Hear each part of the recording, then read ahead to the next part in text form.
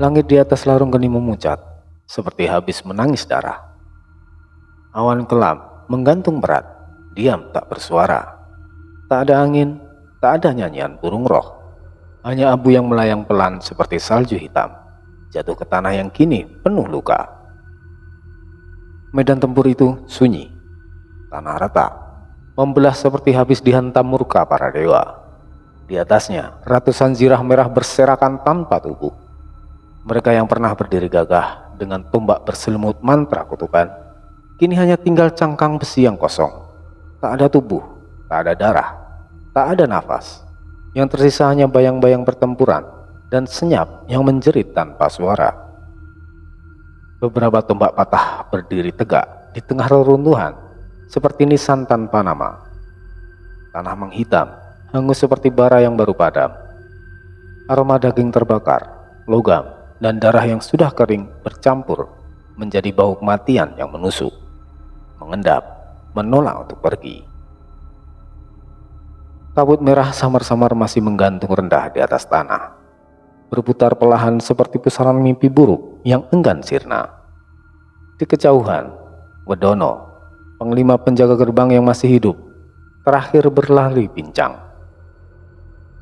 Langkahnya limbung tanpa arah, matanya melotot, wajahnya koyak oleh ketakutan, bukan oleh luka. Ia tak membawa senjata, tak membawa kehormatan, hanya sisa nyawa dan amarah yang dikalahkan. Di tengah medan yang sunyi itu, hanya 4 orang yang berdiri. Kebo Ireng menahan nafasnya, dada naik turun perlahan. Tubuh besar dan gelapnya masih berdarah. Ki Sastroguno berdiri tenang. Ujung jubahnya terbakar, namun ia tak peduli. Resi Jayawasiso menyandarkan diri di tongkat perak tuanya. Matanya masih menyala tipis oleh pengaruh mantra perlindungan. Di tengah mereka, di pusat kehancuran, berdiri Aris. Tubuhnya setengah menunduk, bahunya naik turun cepat, napasnya berat, debu dan arang menempel di wajah dan jubahnya yang sobek. Kedua tangannya mengepal, dan dari sela-sela jarinya masih mengepul asap tipis. Sisa dari ajian Badar Geni yang baru saja digunakan untuk mengakhiri Noropati, panglima utama Selaksa Zirah Merah. Tanah di sekeliling Aris menghitam, retak, dan beruap, seperti kawah kecil yang masih menyimpan panas di perutnya. Di bawah telapak kakinya, tanah memerah, seolah setiap jejak langkahnya menoreh luka baru pada dunia. Ia berdiri diam, tidak bergerak, bukan karena lelah, bukan karena tak mampu, tapi karena hatinya kosong. Sunyi yang menggantung di udara bukan sekedar karena perang telah usai, tapi karena sesuatu telah pecah dalam diri Aris. Perasaan lega yang seharusnya datang setelah kemenangan itu tak muncul. Yang ada hanya kekosongan. Denting samar suara helm jatuh terdengar, menggema panjang. Suara itu seperti suara lonceng pemakaman, mengabarkan semua telah selesai. Tapi Aris tidak merasa selesai. Tangannya bergetar perlahan, bukan karena luka, tapi karena ia sendiri belum tahu apa yang sebenarnya telah ia lakukan. Dan di sanalah ia berdiri, di antara puing, kabut dan arang, sendiri. Kabut belum benar-benar hilang dari sisa medan perang. Debu masih berputar pelan, seperti enggan meninggalkan saksi bisu dari pertarungan yang baru saja usai. Suara percikan api kecil terdengar dari beberapa tempat, membakar sisa-sisa kain, bendera, dan reruntuhan mantra. Aris masih berdiri di tengahnya, masih diam, masih menunduk. Tangannya terangkat perlahan, dan di sanalah ia melihatnya. Asap tipis merah keabu-abuan masih mengepul dari sela-sela jarinya. Ujung kukunya yang menghitam seperti arang. Ada retakan halus di kulitnya, seolah kulit manusia biasa tidak lagi cukup kuat menampung energi dari Badar Geni yang mengalir liar dari nadinya.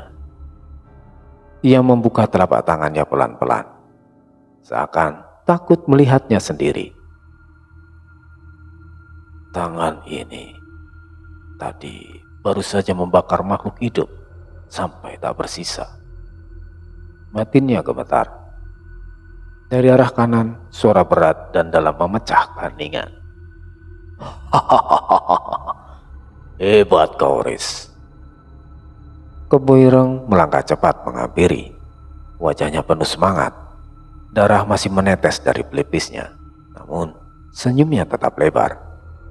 Kebo Ireng menyeringai lebar, menepuk pundak Aris dari belakang dengan tangan sebesar palu. Kau benar-benar menggemparkan, bocah.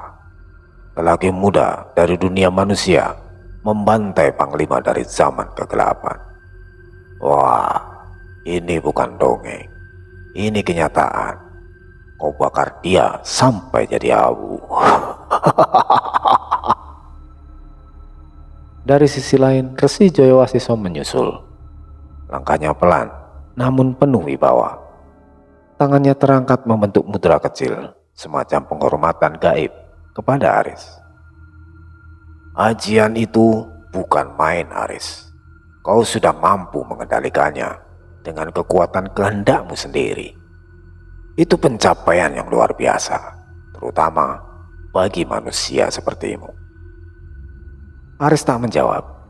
Matanya masih terpaku pada telapak tangannya sendiri.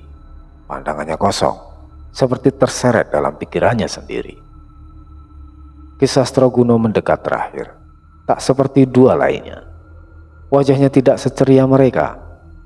Ada kekhawatiran yang tampak jelas di kerutan dahinya. Kau hebat, Aris.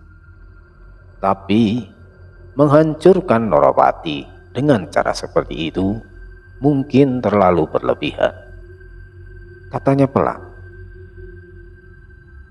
Ia memandang Aris dalam-dalam. Ajian Badar Geni bukan cuma api luar. Ia membawa api dalam yang membakar sampai ke sisa-sisa roh.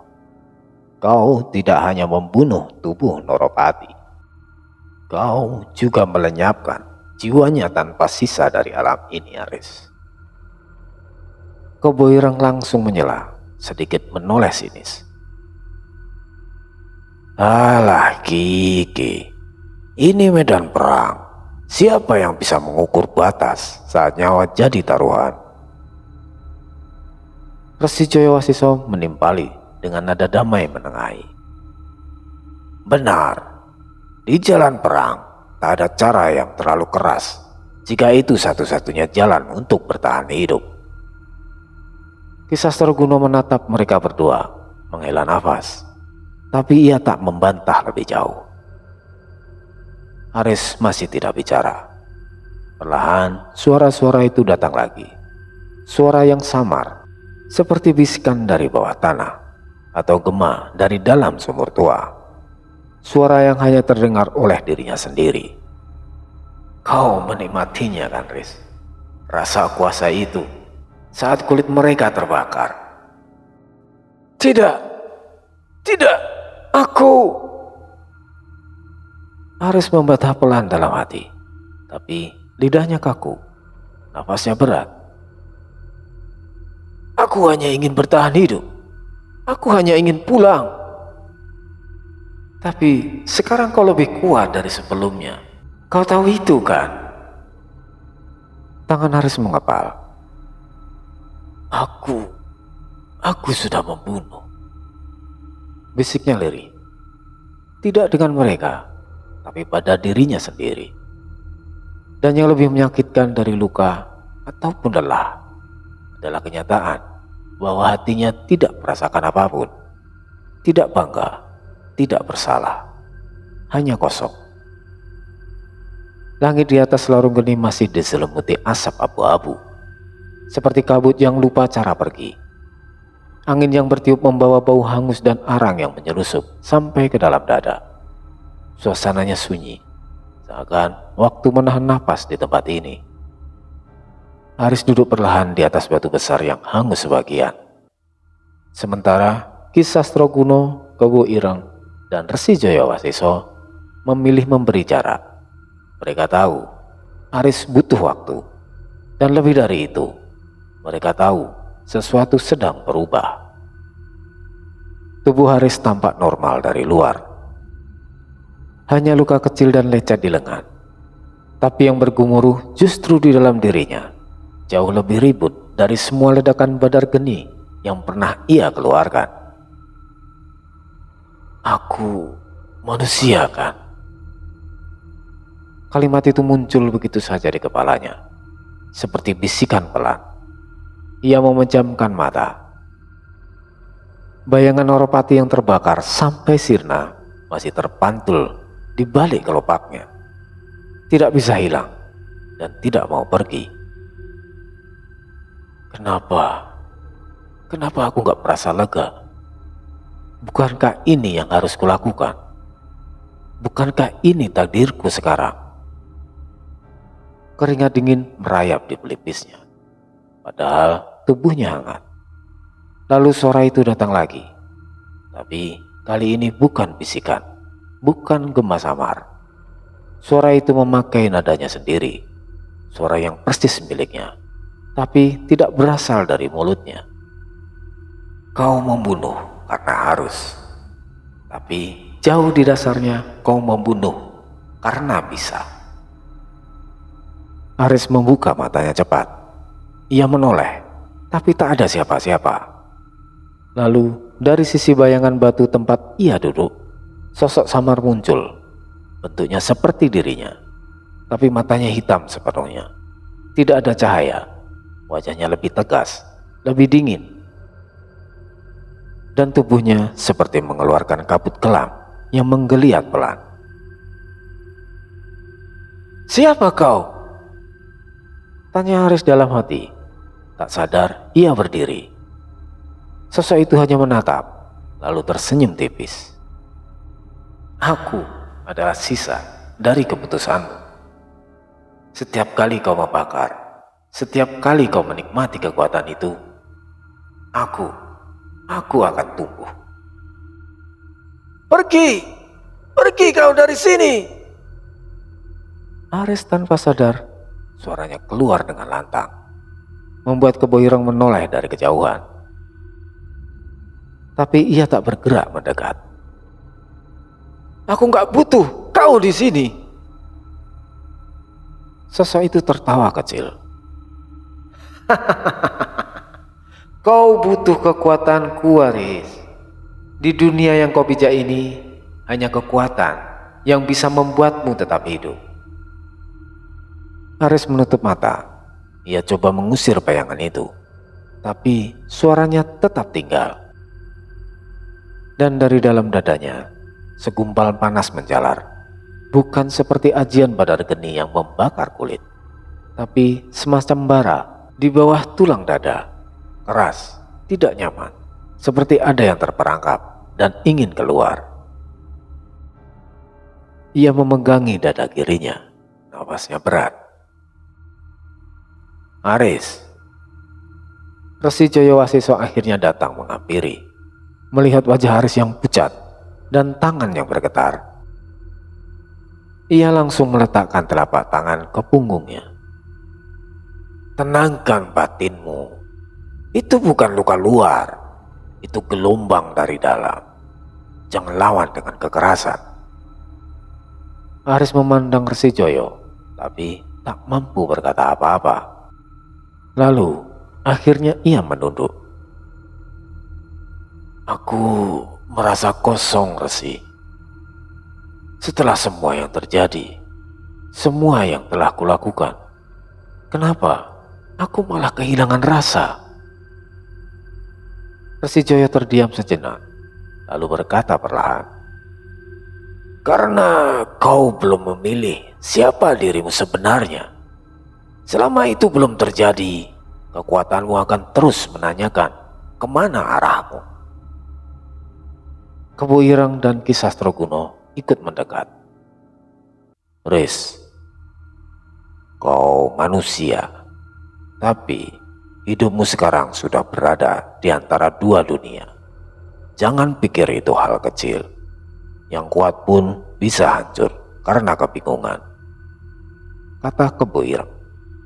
Haris mengangguk kecil, tapi Di dalam dadanya suara itu masih tertinggal. "Kita belum selesai, Aris. Kau bisa menyangkalku, tapi aku akan terus jadi bagianmu."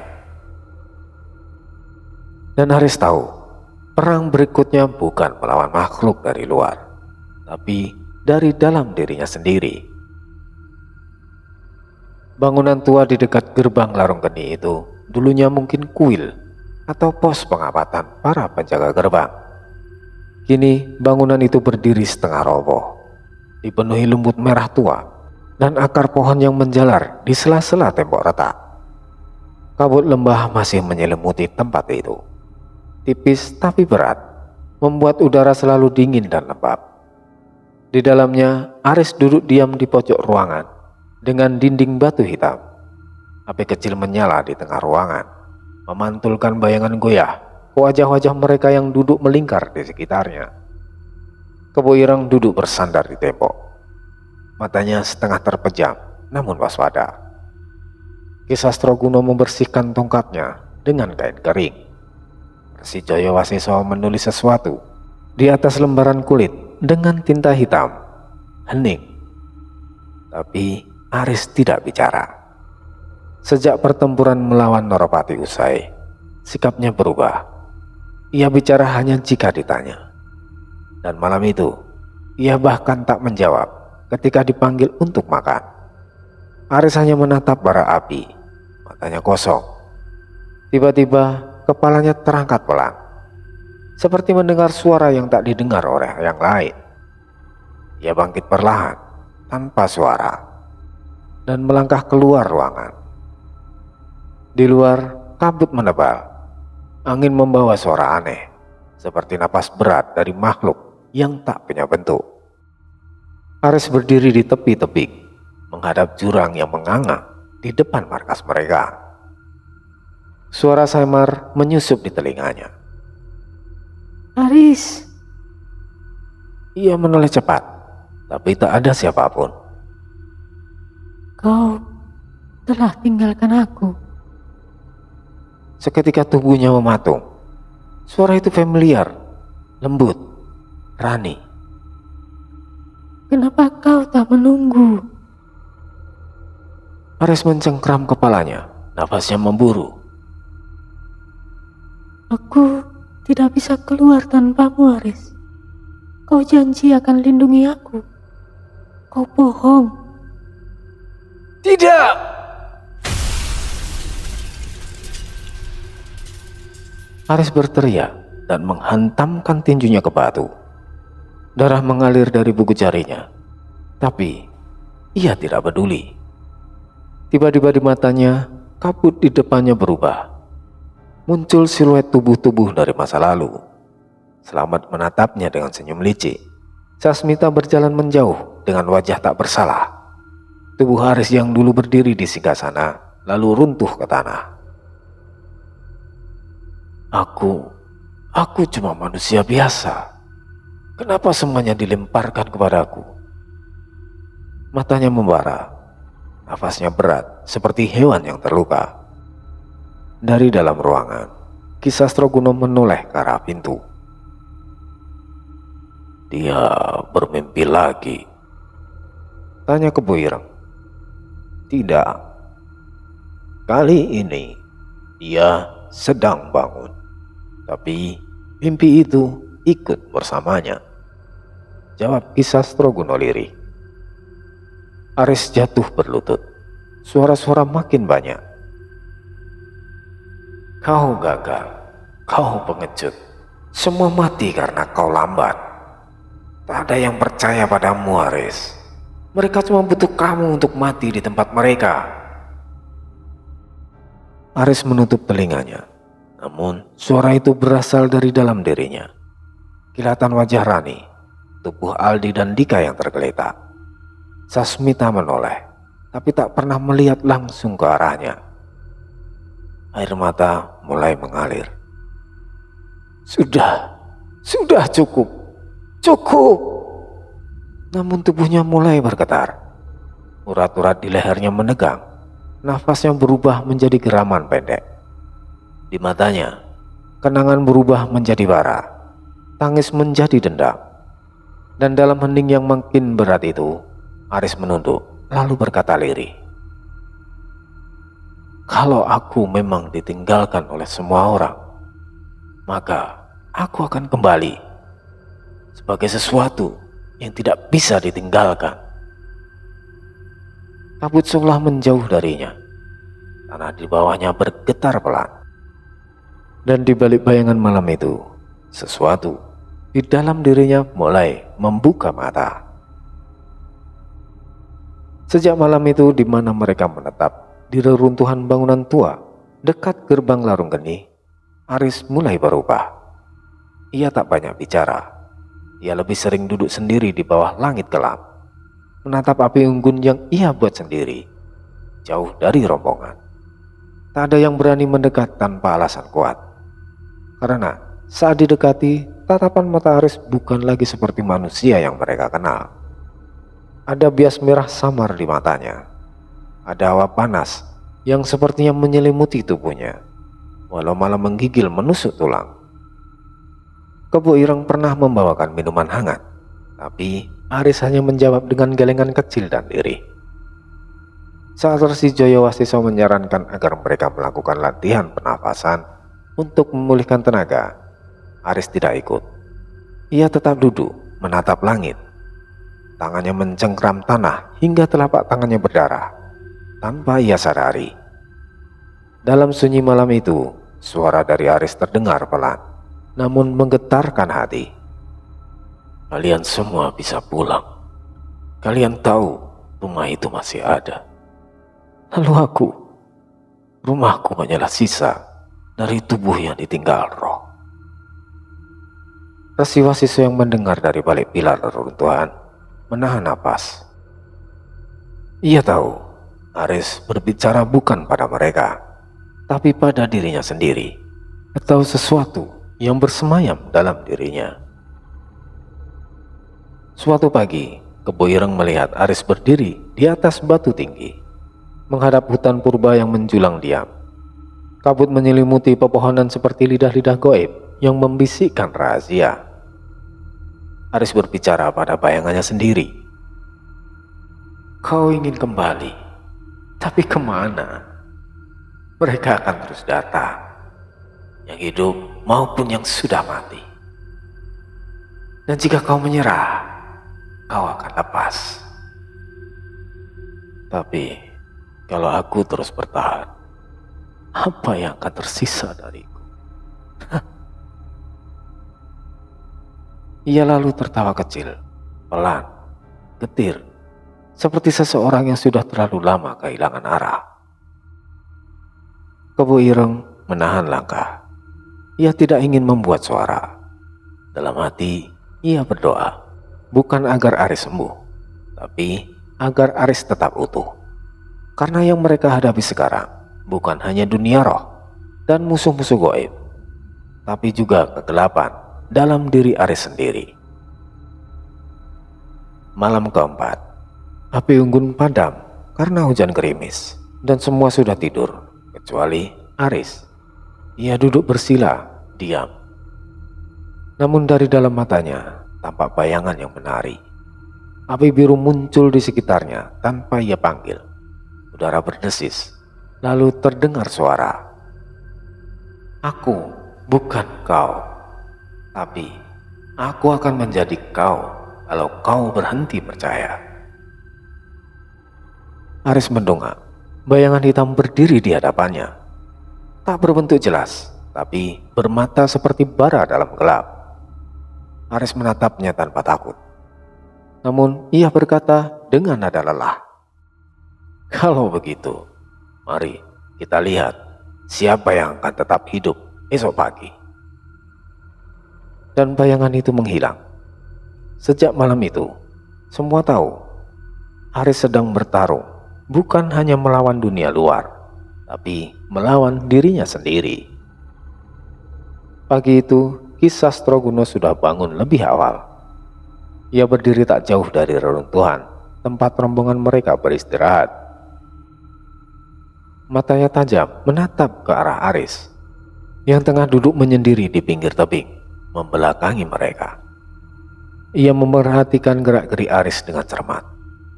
Sejak malam pertama setelah pertarungan, Ki Sastrogono sudah merasa ada yang berbeda.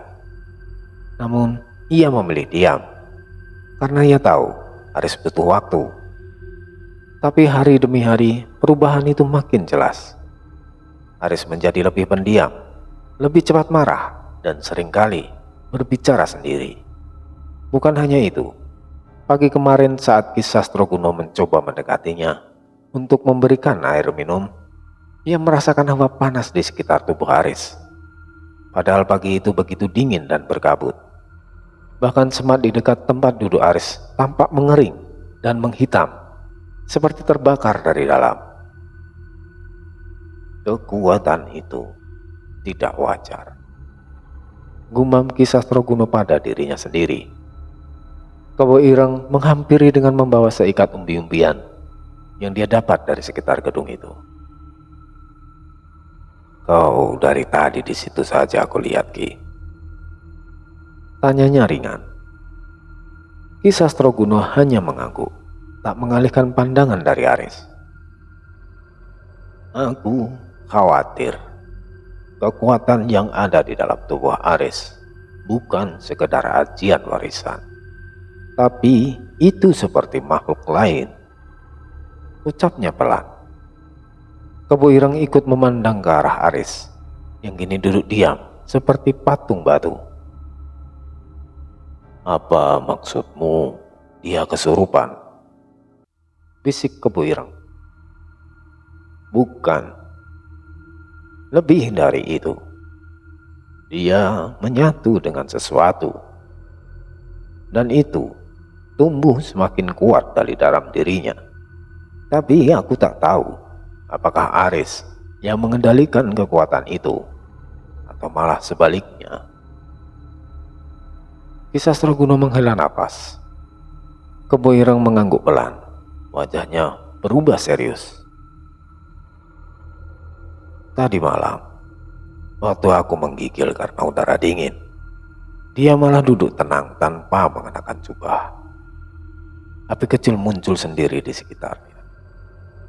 Tapi ya, dia tidak bicara sepatah kata pun. Ki Sastrogono menoleh ke Kebo Ireng. Kita harus waspada. Aris bukan lagi orang yang sama seperti saat pertama kali kita temui. Tapi dia masih Aris bukan? Tanya Kebo Ireng. Ki Sastrogono tak menjawab. Ia hanya menatap mata Kebo Ireng dalam-dalam, lalu berkata, kita harus pastikan dia tidak berubah sepenuhnya sebelum terlambat. Sementara itu, di tempat duduknya, Aris masih diam. Tapi dari sela-sela jarinya yang mengepal, api merah kecil sesekali menyala, lalu padam. Dan dari kejauhan, seekor burung hitam hinggap di dahan mati, mengawasi dalam diam. Seolah alam pun ikut menyaksikan perubahan yang sedang terjadi. Langit malam di Larung Geni begitu kelam. Kabut tipis bergulung pelan di antara pohon-pohon hangus dan batu-batu hitam yang mengelilingi bangunan tua tempat rombongan beristirahat. Tak ada suara, tak ada desir angin, hanya gemuruh lembut dari dalam bumi, seolah dunia gaib sedang menahan napasnya. Di pojok bangunan, Aris duduk sendirian, punggungnya bersandar pada dinding. Mata menatap kosong ke arah gelap yang tak berujung. Api unggun di tengah halaman telah padam sejak 2 jam lalu, menyisakan bara yang kadang menyala merah, kadang nyaris mati. Wajahnya letih, tapi bukan letih fisik. Ini lebih dalam, lebih ke batin yang menggerogoti dari dalam, perlahan tapi pasti. Tangan kanannya menggenggam sebongkah batu kecil. Ia tidak sadar kenapa ia memegang batu itu, tapi dari tadi batu itu tak ia lepaskan. Suara lirih datang dari arah gelap atau dari pikirannya. Aris. Ia menoleh cepat, Tak ada siapa-siapa, hanya kabut. Ya, menarik napas, mencoba menenangkan diri. Kau masih berharap dunia akan menerimamu. Aris bangkit berdiri, matanya membulat. Suara itu jelas terdengar seperti dirinya sendiri, tapi lebih dalam, lebih dingin. Ia menatap ke arah dinding, dan di sana ada bayangan yang tercipta dari cahaya bara yang meredup. Sosok itu muncul, bayangan dengan bentuk dirinya, tapi matanya lebih gelap, lebih tajam, dan senyumannya, senyuman yang mengerikan. Mereka meninggalkanmu, Aris. Sasmita, Astraloka, bahkan dunia manusia yang kesebut rumah itu. Bayangan itu melangkah maju, meski tak ada pijakan nyata. Aris mundur satu langkah. Tangannya meraih gagang golok di pinggangnya. Refleks. Siapa kau? Desis Aris. Bayangan itu menyeringai. Aku hanya cermin dari siapa kau sebenarnya. Dulu kau takut membunuh. Sekarang kau mulai menikmati panasnya darah, bukan? Aris menggertakkan giginya. Diam! Bayangan itu tertawa kecil. Suara tawanya terdengar seperti dua suara bercampur. Suara Aris dan sesuatu yang jauh lebih dalam. Kau mulai menyadari, Aris, bahwa yang lain hanya menggunakanmu. Kini, waktumu untuk menggunakan mereka. Aris menutup telinganya, tapi suara itu tetap terdengar. Aris masih berdiri diam. Kedua tangannya kini mengepal. Jantungnya berdebar keras, bukan karena takut, tapi karena amarah yang datang dari arah yang tidak jelas. Bayangan dirinya di dinding itu tidak bergerak, seperti bayangan biasanya. Bayangan itu hidup dan bicara. Kau masih menunggu mereka datang untuk mencarimu. Masih berharap dunia akan menyambutmu pulang. Berhenti bermimpi, Aris. Dunia bukan tempat untuk orang seperti kita. Aris menggeleng pelan. Aku bukan seperti kamu.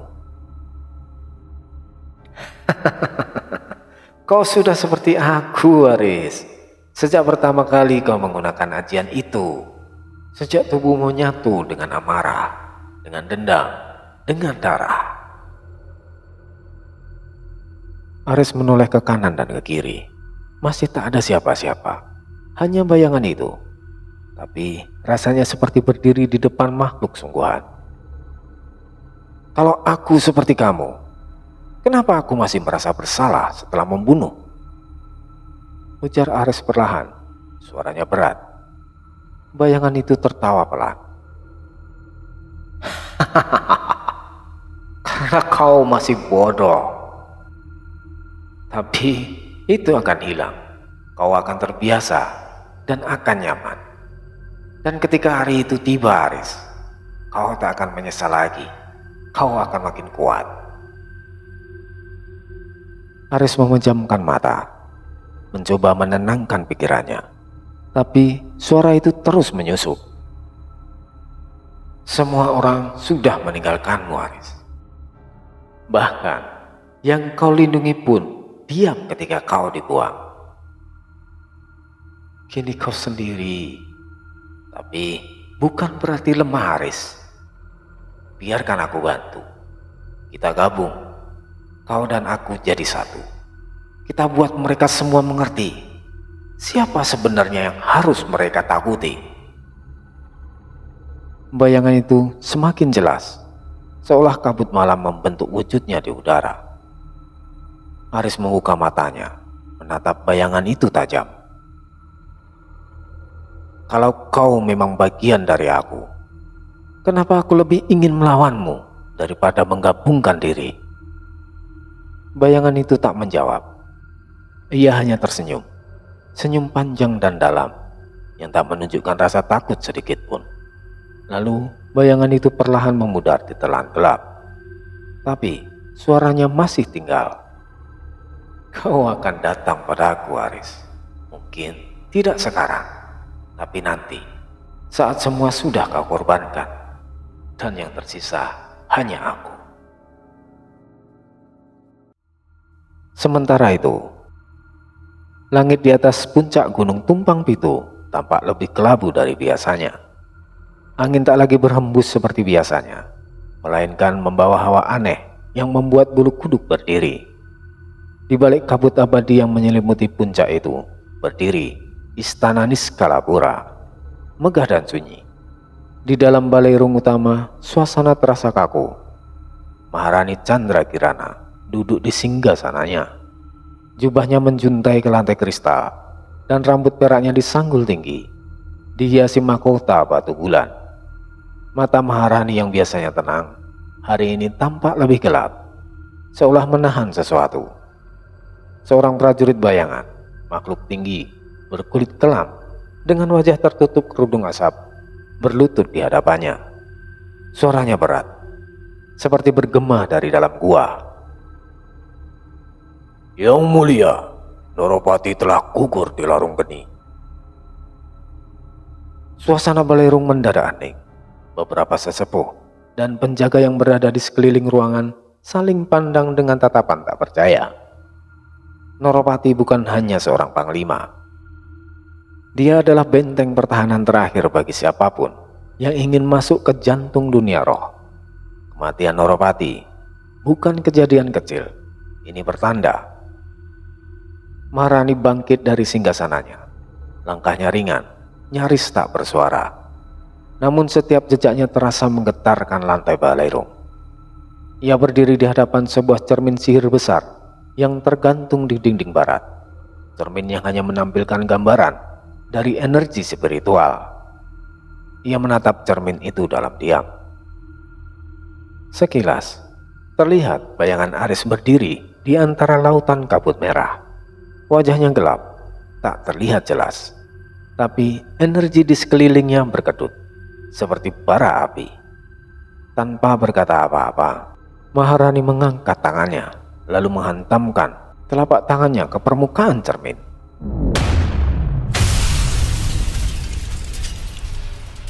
Cermin itu pecah berkeping-keping.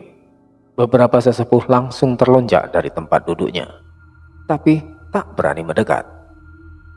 Salah satu penasehat, sesepuh Mandaraka, akhirnya memberanikan diri untuk bicara. Yang mulia, apakah ini berarti dia yang disebut dalam naskah ramalan? Chandrakirana tidak menjawab langsung. Ia menarik napas panjang, lalu berbalik menatap semua yang hadir. Kematian Noropati bukan akhir, itu baru permulaan. Sasmita telah gagal menyeimbangkan takdirnya. Dan Aris, manusia itu, ini telah membuka sesuatu yang seharusnya tetap tersegel. Suara Maharani dingin, tapi tak ada satupun yang berani menyela. Noropati memang buangan, tapi dia pemimpin penjara abadi kita, yang selama ini tak ada satupun yang bisa keluar dari sana hidup-hidup. Ia adalah simbol dari kekuatan tak terkendali di Niskalapura. Jika simbol itu dikalahkan oleh manusia, maka dunia akan mulai meragukan siapa yang pantas jadi penguasa. Ia menoleh ke sisi ruangan. Kumpulkan semua tetua roh, sekarang. Suara itu dingin dan tak bisa dibantah. Angin mulai bergerak pelan di seantero istana. Lentera roh yang tadinya redup, satu persatu menyala terang. Pertanda, sidang kehormatan Niskalapura akan dimulai. Dan ini akan jadi awal perang baru. Di luar istana tampak bergolak. Gema dari kerajaan lain mulai terasa. Ini bukan hanya soal Aris, tapi soal keseimbangan dunia gaib yang perlahan mulai runtuh. Balairung sidang Niskalapura dipenuhi aura mencekam. Dinding-dindingnya yang bersinar lembut dari kristal cahaya kini suram, seolah ikut menahan napas. 7 kursi batu roh disusun melingkar menghadap singgasana Maharani. Masing-masing ditempati oleh para sesepuh tertinggi Niskala. Makhluk-makhluk tua berwujud manusia, namun sorot matanya memantulkan umur ratusan tahun dan kekuatan yang tak bisa diukur. Di tengah ruangan, dupa dari akar 1000 tahun dibakar. Asap putih tipis melayang-layang, memisahkan realitas dan dimensi roh, agar semua ucapan yang dilontarkan dalam sidang ini terdengar oleh seluruh penjaga dunia gaib. Maharani Candrakirana berdiri tegak di tengah lingkaran kursi. Tatapannya tak berubah sejak cermin penglihatan hancur, dingin, tajam, dan menyimpan badai yang menunggu ledakan. Noropati telah gugur, dibunuh oleh manusia, didukung oleh 2 roh tua pengkhianat dari masa lalu, Kepu Hireng dan Resi Jayawasiso dari kawanan yang kita buang ke lembah. Beberapa sesepuh bergumam pelan. Sesepuh Mandraka, lelaki tinggi berjanggut api, menggebrak tongkatnya ke lantai. Suaranya berat, seperti langit yang runtuh. Kematian Noropati bukan hanya kehinaan. Ini adalah pesan bahwa Niskala tidak lagi ditakuti. Sesepuh Joyolinggo, tubuhnya setengah transparan, berbisik pelan namun mengiris. Yang membunuh Noropati adalah manusia bernama Aris. Manusia biasa yang dulu kita abaikan, kini ia tumbuh menjadi ancaman. Manipurwo, satu-satunya sesepuh perempuan, memandang ragu. Wajahnya masih muda, tapi sorot matanya dalam. Apakah kita benar-benar ingin membuka pintu perang baru? Jika kita kirim hukuman, semua kerajaan akan tahu kalau kita gentar. Mandaraka membalas tajam. Ini bukan tentang gentar, Manik. Ini tentang taring. Kalau kita diam, kerajaan seperti Segoro Wiso akan menginjak kita dari belakang. Semua kepala menoleh saat Candrakirana maju selangkah. Jubahnya terseret pelan seperti kabut turun gunung. Aku tidak akan biarkan darah Niskala dipermalukan oleh manusia. Tidak hari ini dan tidak selamanya. Kirim pasukan ke gerbang Larung Geni. Habisi Aris, habisi Kepu Hireng, dan tanam tulang mereka di dasar kabut. Senyap. Manik Purwo mencoba berbicara lagi, namun tatapan Maharani membuatnya diam. Dalam suara pelan namun tegas, Candrakirana mengakhiri. Ini bukan balas dendam. Ini pemulihan kehormatan. Di luar istana, petir menyambar tanpa suara. Di dalam, para penjaga roh mulai bersiap, dan kabar itu akan segera sampai ke telinga Aris. Di seberang selatan alas Purwo, tersembunyi di balik hutan mangrove yang tak pernah dijamah manusia, air menghitam dan pepohonan menjulang bengkok seperti membungkuk karena kutukan. Disinilah berdiri kerajaan Segoro Wiso, sebuah tempat di mana penyakit dan kehancuran menjelma menjadi kekuasaan. Udara di sini berbau busuk seperti mayat laut, dan airnya berwarna hijau pekat, kental seperti lendir. Di atas tahta dari batu karang hitam dan tulang tengkorak, duduk sosok mengerikan, Prabu Darmokolo. Makhluk raksasa dengan tubuh berlumut, mata kuning menyala dan mulut menganga di perutnya. Suara air menetes dari langit-langit gua megah kerajaan.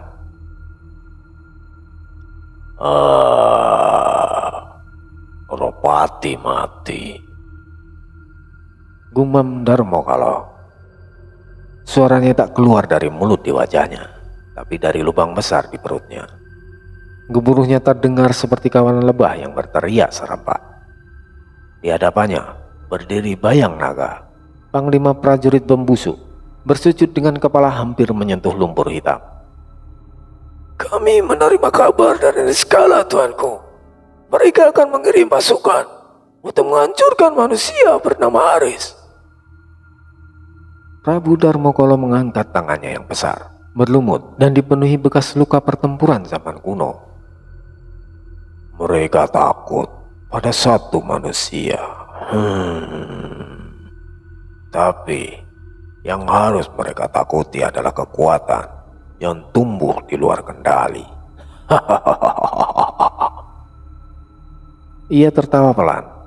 Suaranya seperti suara para ratusan orang yang bersamaan tercekik.